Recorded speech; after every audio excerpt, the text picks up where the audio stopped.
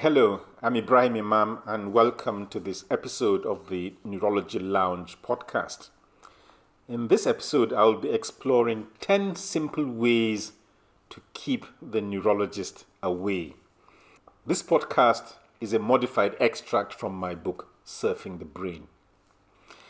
An apple a day will never be enough to avoid neurological diseases. The proven defenses against disease, such as regular exercise, a healthy diet, and abstention from cigarette smoking, have their benefits, I agree, but these are limited against many neurological disorders. For one, the nervous system is extensive and it is vulnerable from the top of the head to the tips of the toes.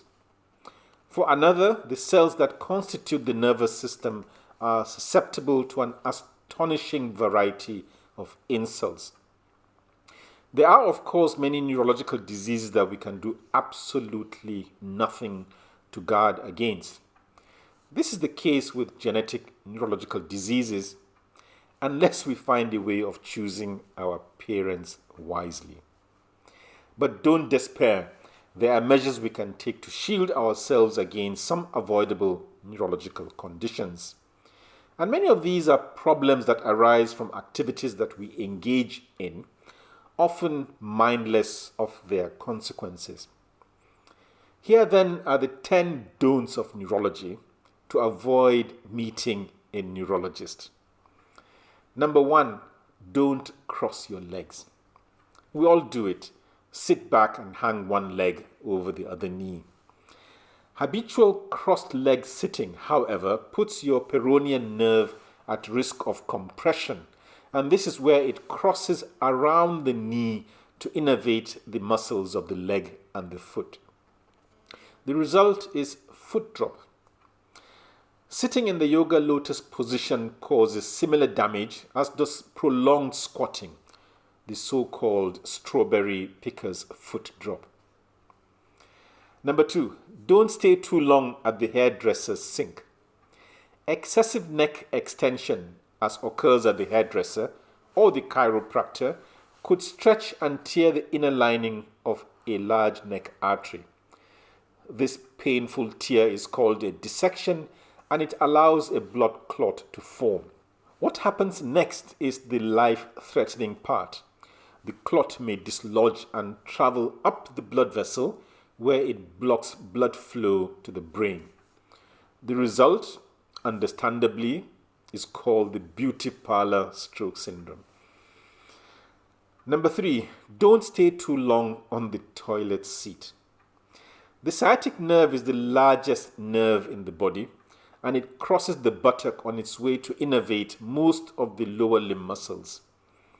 It is vulnerable to prolonged sitting on hard surfaces, and it is a no-brainer that this is called toilet seat neuropathy.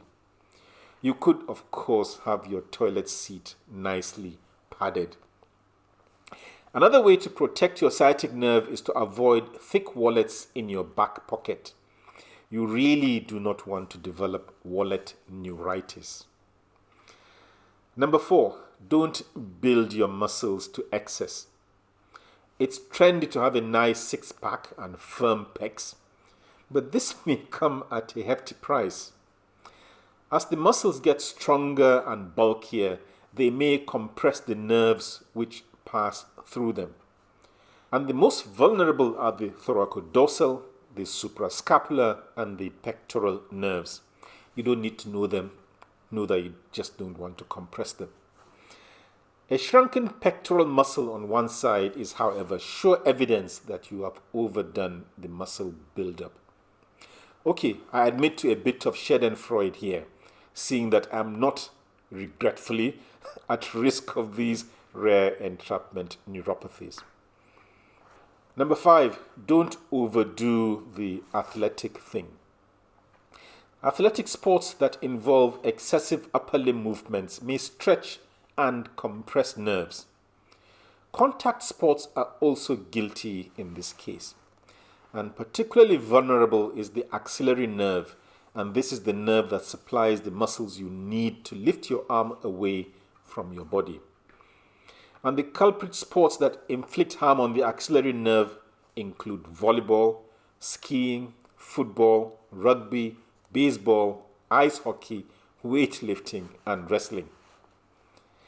And still on the theme of sports, choosing the wrong ski boots may not just mess up your skiing holiday. It could result in compression of the peroneal nerve, this time around the ankle. And yes, they call it ski boot compression syndrome. The tingling and numbness it causes on the foot may persist long after you have perhaps angrily discarded the offending boots. Number 6, don't overload that backpack. It's so convenient to sling a backpack over the shoulder, but it is not wise to make it a heavy backpack. This is because the heavy weight of a backpack may damage the brachial plexus. This is a large network of nerves that innervate the whole of an upper limb. The resulting upper limb was christened in 1969, you guessed it right, rucksack paralysis. Number 7, don't ever be handcuffed. The wrist is the gateway to 3 vital nerves, all vulnerable to compression. The median, the ulnar, and the radial nerve pass through the wrist. But as far as being handcuffed is concerned, the superficial branch of the radial nerve is the vulnerable one. And the resulting handcuff neuropathy causes pain and tingling over the back of the hand. A similar effect may result when you use tight wristwatches and bracelets. Perhaps a perfect reason to go bare below the elbows. Number 8, don't hold too tightly to your bicycle handlebars.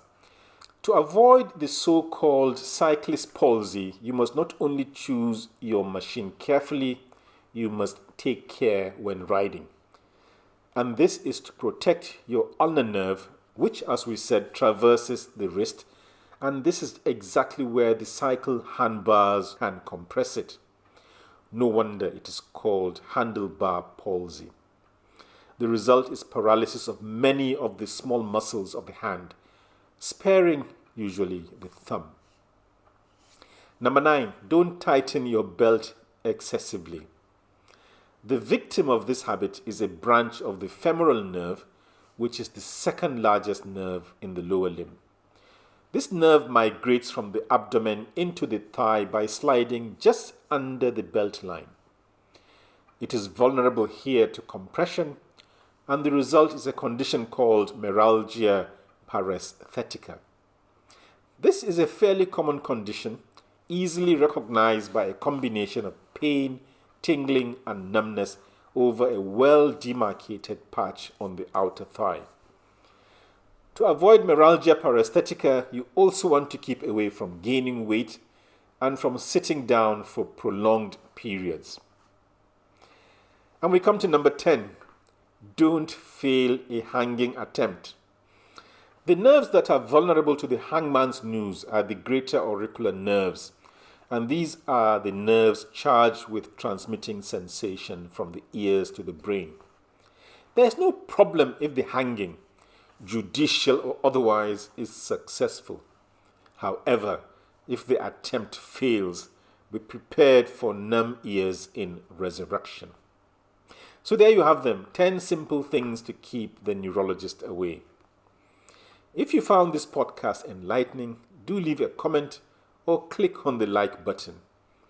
And if you want to learn a bit more about your nervous system in the same line as this podcast, why not check out my book, Surfing the Brain?